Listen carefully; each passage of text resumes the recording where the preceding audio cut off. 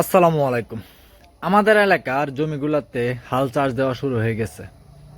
আজকে অনেক দিন পর, প্রায় এক সপ্তাহ পরে রোদের একটুখানি দেখা মিলছে। এই জন্য আমরা আমাদের যে খড়গুলো আছে, যেগুলো আমরা বাছুরের নিচে দেই, সে খড়গুলো ভাবলাম শুকিয়ে নেই। সবগুলা খড় আজকে দিয়ে দেব শুকানোর জন্য। যদিও বা রোদের খুব একটা ঝলমল ছিল না, খুব সামান্য রোদই ছিল, একবার উঠতেছিল একবার নিপতেছিল। কিন্তু আমরা যদি এখন এগুলা রোদে না দেই তাহলে এগুলা শুকাবে। গত এক সপ্তাহ ধরে রোদ না ওঠার কারণে আমাদের এই খড়গুলো আমরা এতদিন শুকাতে পারিনি।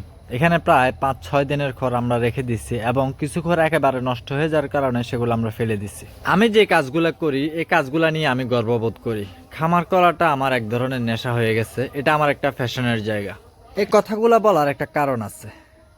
আমি এখনো মাঝে মাঝেই শুনি, অনেকে আমার এলাকার বলেন যে এখনো সময় আছে, খামার করা তুই ছেড়ে দে, খামার আসলে তোর জন্য না। অবশ্য এইসব কথাগুলো আমি আজ থেকে আরো 5 বছর আগ থেকেই শুনতেছি। যখন আমি প্রথম খামার করা শুরু করছিলাম, তখন অনেকে আমাকে বলছিলেন, পড়ালেখা করছিস, চাকরি বাকরি কর, চাকরি বাকরি কেন ছেড়ে দিয়ে এই খামার করতে আসছিস, এগুলো আসলে তোর জন্য না, খামার তুই করতে পারবি না।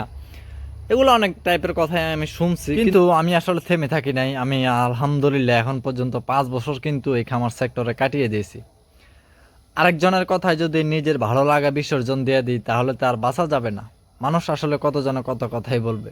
এই কথাগুলো বলার কারণ, ইদানিং আমি আরও দেখতেছি কিছু মানুষ এখনও বলতেছে যে এই ছেলেটা আসলে বোকামি করতেছে, চাকরি বাকরি করতো, সে চাকরি বাকরি ছেড়ে দিয়ে এখন খামার করতেছে, খামারে কি আছে। তো আমি আশা করতেছি ইনশাল্লাহ কোনো একদিন তারা তাদের উত্তর পেয়ে যাবে আমার কাজের মাধ্যমে।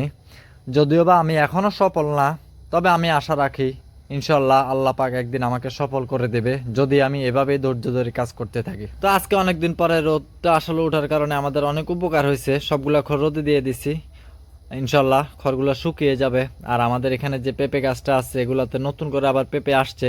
আমি গাছটা একটু পরিষ্কার করে দিতেছিলাম। আজকে সকালবেলা হাল চাষ করার জন্য যে ট্র্যাক্টরটা ধানের জমিগুলো চাষ করতেছিল, আমি ওই সময় আমার যে ঘাসের জমিটা আছে সেটা চাষ করার জন্য তাদের বলে দিয়েছিলাম, এবং তারা সেটা 2 চাষ দিয়ে চলে গেছে।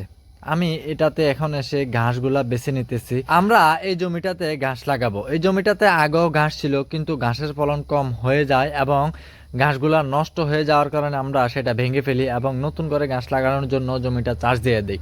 এখানে আমরা পাকচং 1 অথবা জারা 1 জাতের যে ঘাসটা আছে, শুকনো যে ঘাসটা, সেই ঘাসটা ইনশাল্লাহ লাগাবো। যেহেতু আমাদের ঘাসের জমি এবছর অনেকটা কমে গেছে, আমরা ইনশাল্লাহ আরও ঘাসের জমি বাড়ানোর চেষ্টা করতেছি। আরও 2টা ক্ষেত আমরা রেডি করতেছি, সেই ক্ষেতগুলোতেও আমরা ঘাস লাগাবো। ইনশাল্লাহ এই ঘাস লাগানোর ভিডিওটা আপনাদেরকে দেখানোর চেষ্টা করব। সবাই ভালো থাকবেন। আসসালামু আলাইকুম রহমতুল্লাহ।